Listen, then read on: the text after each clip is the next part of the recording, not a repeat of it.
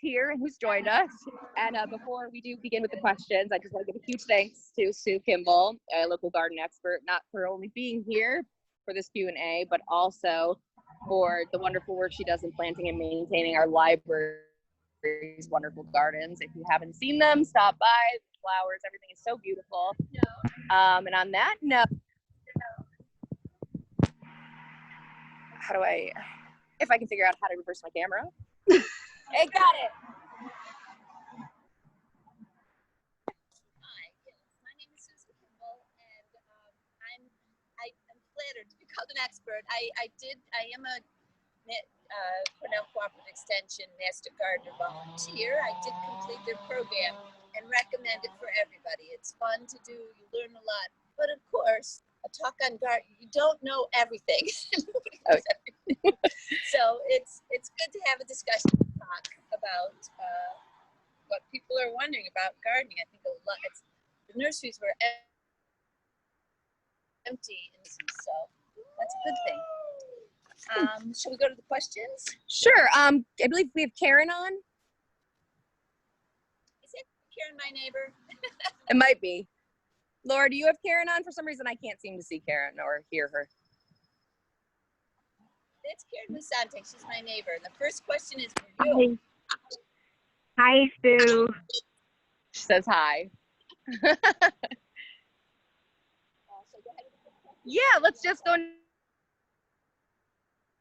the questions. Companies like vertical radish and horseradish that aren't easy to yank out of the ground. So Karen was just talking to me about what do you do about these weeds that are so vigorous and hard in her yard. And it's a lot of work.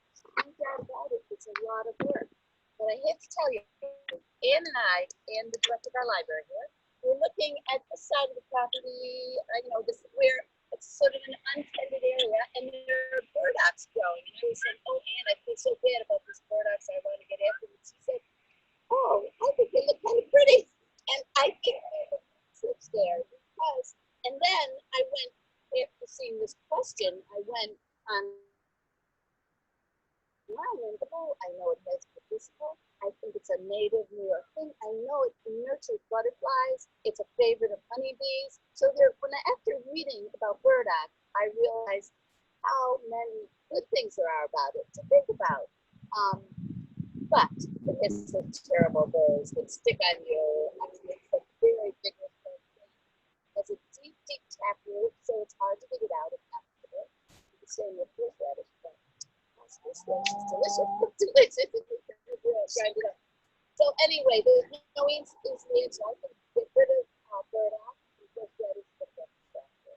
No, go if you have energy early in the spring, go after it with a shovel, get as much of that food out as you can, and then cut it and weed whack it through the summer. And it's just like something on a property, unless it's in an area you mow. If you continuously mow it, eventually you're going to win, I believe.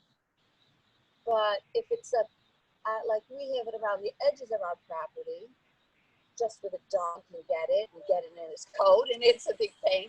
But those seeds, just keep after it, and it won't come back. I do suggest I got a very. I don't mean to advertise for any products, but I got myself a lightweight, battery-operated weed whacker that is light enough for me to handle it. Because my husband has a big weed machine that I can't, that you have to start with gas. To me, I can't deal with that. This plug-in thing is great, not expensive, less than $100. You get 2 batteries, and it's just fun to walk around and weed whack all the things you don't want around the edges of your property for the most likely. Mow them, whack them, pull them, dig them, but they may keep coming back. Right. Let's read about all the good things about them too. That's because it's very interesting. Knowing that they're good for bees, they're good for birds, they're good for butterflies, makes me feel a little more positive. All right. That was question 1. That was question 1. So we've had a few other questions that were sent in ahead of time. So our next one was, do you have any tips or tricks for maintaining a garden that they only see on the weekends? Is it good to water them right before they leave for the week? Or I'm this way too, because I have it at my camp. Thankfully, I can get there. It's really sandy soil Because of my dad, yes. Okay, let's assume you But if you don't, flower garden, so it's that soil because, well, when you're talking about maintenance of any garden, you have to look at the soil. If it's sandy, if it's how often it needs watering, and plant choice is important. Some things are better than others. I would say it is a good idea to go to the mouth and not my mascot in the district. I can't hear very well, so I'm going to try and move a little bit closer. Maybe I can set this up so that I can see you and leave this closer to you. So we'll pause for just a second.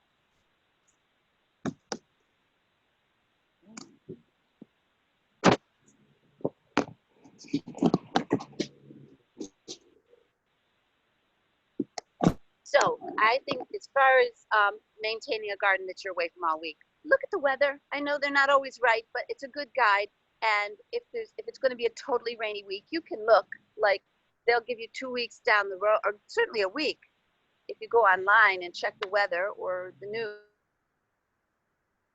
We're getting too much water, but definitely in the summer, I don't think it usually can't hurt to give them extra water before you go, and when you then next time you get home, give them some more water. Makes sense to do that.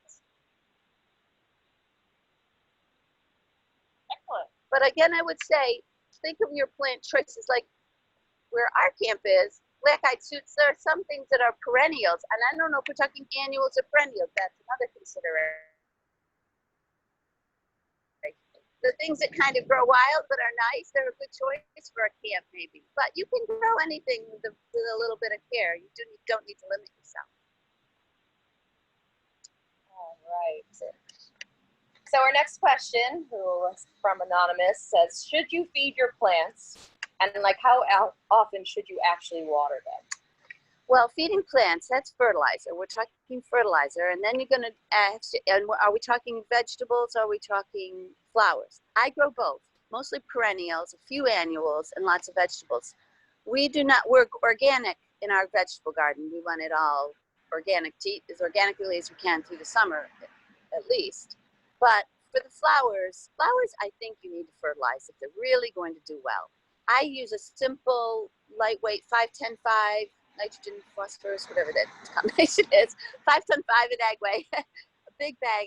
And when they're first emerging in the spring, I dig it. It's like little gravelly fertilizer. I just dig it into the soil around them. Another thing I highly recommend, you can get compost. County compost is wonderful. You can get a pickup truckload for $15 of county compost. So in the spring, I also add I dig in fertilizer and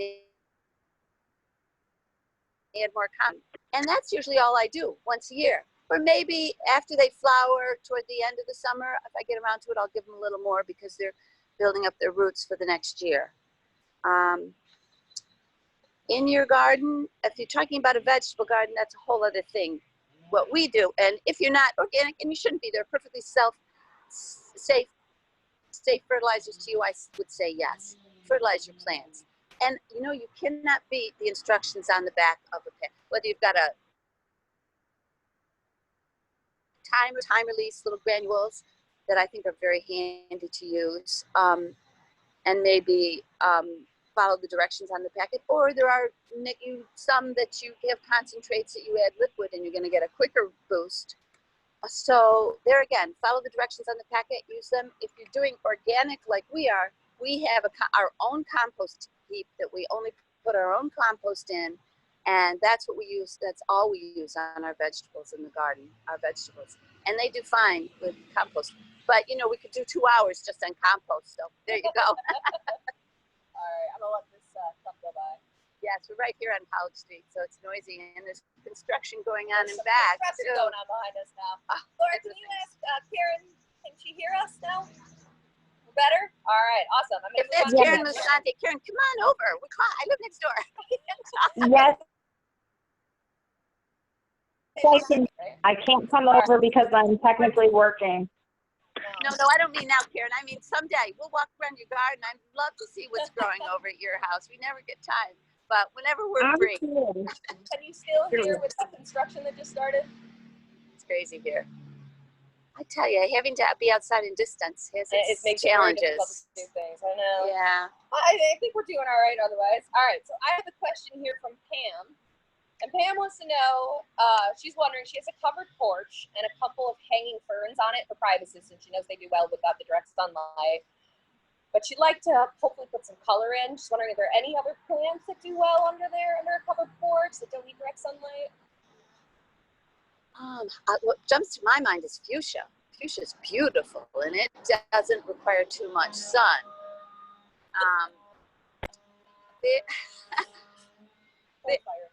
Yeah, we got horns and machines and everything. There are so many choices in hanging plants, and but here we are in July, and I think the nurseries are sold out. So we're maybe talking for you for next year. Spider plants. We have spider plants in the house. We just a house plant, easy to grow and multiply like crazy. They don't want very much sun. Oh, but they're not colored. They won't give you flowers. I think I would have to refer you to go to a nursery early in the spring while they still have a lot of stock, and see what they've got that likes the shade. You might cut something. I did think of hops. My son likes to grow hops. Hops grow, but they aren't colored. But hops make a wonderful screen. I know people who screen their porches with hops for privacy or for shade, but that's a whole other subject. So all right. Good luck with that. Get to the nurseries early, and the experts work there. They know what they've got. Good. Awesome. This question is actually from Laura. She's interested in how do you get the weeds out from between bricks or your patio? I'm also curious because I was at my grandmother's and her sidewalk is just full of them. Oh my gosh. And please, anybody know, because I have the same situation at my house. Ruth Meyer, who used to be here, used to do all the live this. I haven't tried it, and I should. She's no longer here in town, but she said pour boiling water off your stove, pour it between the cracks. I can't say it worked for me, but that's what my good friend Ruth is a wonderful garden said to try. Of course, you could go dig it all up, put down a barrier underneath all your pavers or whatever, and make a surface that they can't get through. But eventually, they will get through. We know that they get rid of it. So I'm curious. But would you pour it on one regular? Yeah, I don't have the answer, but I confess I've never gotten around to do it. I have tried it. I've tried the boiling water, and it did work. I expected that when I poured the boiling water on, they would just shrivel up and die, and it didn't happen that way. I gave it a couple hours, and then they did die. It worked, and I just did it once. It was a lot of trips from the kitchen. Once, they did die eventually. Oh, wonderful. That's a great tip. I should try it at my house. I'll just say what I do. You know, the little weed whacker I was talking about, I gave up trying to get rid of them, and that weed whacker will take it right down so you can't even see them. And they're there, but that was a good question. I'm happy to hear about the boiling water that's worth. I'll try that. I'm going to bring it over to my grandma's. And I'm sure there's always poison if you go to Agway and ask one of the places that sells, but I don't recommend that really. You don't want that around your house. Right. Really. So, okay, our last question comes from Eileen. She's curious what greens do best in the heat. So she wanted to grow greens right in the summer. Do you have any ideas? Are these greens for eating greens? I believe so. Oh, greens. I love to grow greens. They're my favorite thing. Of course, lettuce, everybody knows all the different sort of million. If you look through our heirloom seed collections, all the different lettuces you can get, different colors, different shades. Of course, this is not answering your question to the heat, but they go early in the summer and they go quite a while. And then toward the end of August, you can replant your lettuces. I've done that, and then you've got them right up until the freeze. So that lettuce salad greens works like that. I find the Swiss chard goes right through the summer. I find, has anybody grown Russian kale? Russian kale, you've got a weed in your garden. It comes up by itself. year after year. I don't mind that. Some weeds are, if it's easy to pull. I discovered this morning that my chickens like it. So I've been pulling it up and feeding it to the chickens. But Russian kale is a great one. It's an heirloom plant, and that's a good green. I like kale when it's first tender. I'm not really good when the leaves get too rough for cooking. I love Swiss chard. Spinach, well, spinach likes it cool, so not so good. Another one I love, which I didn't even know people ate, I thought it was collard greens. I'm going to say collard greens. Collard greens are great. You don't have all kinds of fatty things. You can do, my favorite way to do greens is to put some olive oil in a pan, a little garlic, get it just a little bit warmed, toss up washed greens with all the liquid maybe from the washing in, and just let them steam in their own liquid within the olive oil and until they're tender, delicious. Of course, there's all kinds of ways. That's a cookbook question. But they're easy, they're quick, they're a wonderful meal. And I have to say that can I add this? Some years ago for me, maybe a decade, I had osteopenia. Many women do find that their bones seem to be weakening. And I read this book about a diet to build your bones, and it was said greens every day. And so that's what I started doing. I grew lots of greens, collard, spinach, kale, Swiss chard. I haven't done mustard greens. Anybody done mustard greens? Oh, and beet greens. You can eat the greens from your beets too. If you can, because my bone density, and way back then, before they knew that much about, for a while they were telling all women, oh, you have to take all these things or your bones are going to disintegrate. It wasn't true. Your bones can rebuild. Your whole life, your bones can rebuild. And greens are something that are essential for that, all the vitamins in fresh greens. So. I actually just thought of another question that I'm really curious about. So, dandelions. Oh, yes. Why? Okay, my mom and I love dandelions. My mom hates them. And she's convinced that they duck from the lawnmower because they never go away. We can put them in the burdock category. Yeah, I love them. But, how do they get away from the lawnmower? Why are they so hard in the beginning of the, spring when they first come out? They're a stickler. They're just one of these weeds. If you think of it as a weed, but like you're saying, they are so good. I think they look pretty. There's a huge tradition in my daughter-in-law's family. That's the Daniel family. Megan Daniel married to my son, Sam Patterson. But they, every spring, eat greens in their family. They do it with a lot of bacon and a lot of onions and things of that, but still so tasty and delicious.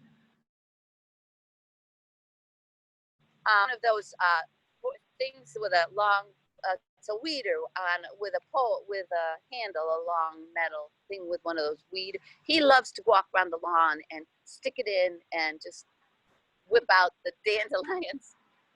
You got to get the root out again. It's a deep root. It'll come up again. They're determined. My thoughts is they always feel like they're the first sign that it's actually finally spring. So yes. I love them. Yes. So how do you eat them? Do you eat them fresh? I don't. I just think they look nice. Oh, But I did hear that you can eat them. I heard they're great in salads. I know you hit it's like the burdock question. Beauty is in the eye of the beholder. Why is a dandelion, a beautiful little yellow dandelion flower, undesirable, whereas a yellow primrose is wonderful? So really, if we shift our thinking a little bit, but I understand that sometimes they overwhelm my lawn. So what was the question about them? How to get rid of them, or? Yeah, why is it that when you seem to mow, you think you get rid of them, but they seem like my mom always says, it's like they dodge. They're always still tall as soon as you're done mowing. They bounce right back. Maybe they do fall over. Just the structure of the leaf. I don't know. Or maybe they grow up again really fast from the root. It just feels like. My husband has succeeded. It's just one of these, what do you call it? Just one of these afternoon things when you feel like messing around. He goes out with his weed digger, and he doesn't have to get down. He's gotten really good technique where you push that weeder in next to the root and you flip it right out. Bend. Right. You don't have to just go. You can practice it. Anybody can learn it, I'm sure. And if you got somebody who'd like to, but he has been very successful. Sometimes I look out the areas he's worked. Oh, there are no dandelions. You can do that. But do that early in the spring, and then Eat them. Also wonderful for your bones. Are they bad? Like, why do people not want them? Just because they are a weed? Like, do they do anything wrong, like bad? Are they worth getting rid of? I don't think they are. They absolutely not. You know the definition. The first thing you learn in the Master Gardener program is the definition of a weed. You know what the given definition of a weed is? Anything that's growing in a place where you don't want it. So anything. If you have a tomato growing in your peas, it's a weed. You're going to pull it. Dandelions. It's only a weed if that's the way you see it. If you can get your mind into a place where, how pretty with all these little yellow flowers. I might not go and plant them in my pot and bring them inside, but I love them in my yard. I know, it's a sign of spring. All right, good. And the greens, those, I think for eating, they're the very best. You really, and when the green gets old, they're no good. You have to, when they're first green and tender, most greens. Yeah, I'm pulling Russian kale. I laugh. I planted something else, and it turned out to be a row of Russian kale, and I realized it had just come up itself. That's cool. I'll have to think of putting that in, because It maybe that'll really, be something I can't kill off so easily. right, good to eat. My granddaughter, this was when she was little, now she hates still. She goes, my grandchildren forage in the garden, and she loves those little tender kale leaves. Kids naturally, I truly believe, like stuff that's good. So it's probably just a learned, like, a condition, like, Yeah. they don't. Yeah, and most vegetables do taste best when they're young and tender and raw. Really, it's true. So all these reasons to garden. Yeah, I love it. I think it's fun. All right, that's all the questions I had that came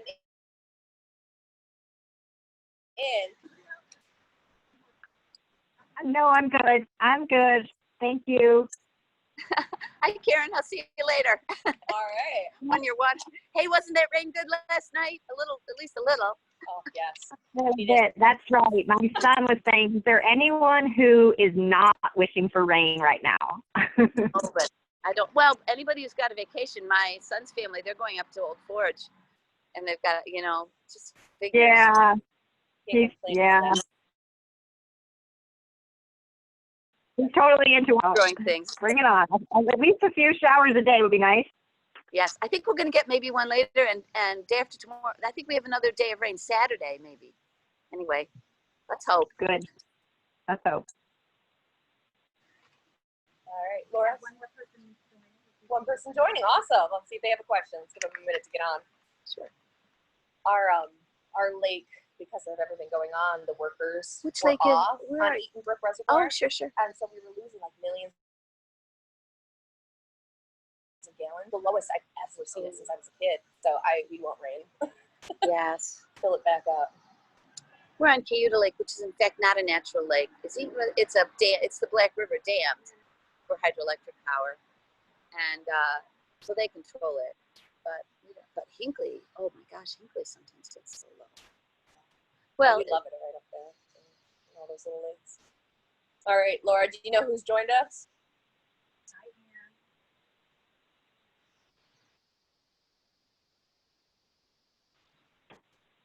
Laura's trying to, they are writing to each other right now. Let's see if they have a question.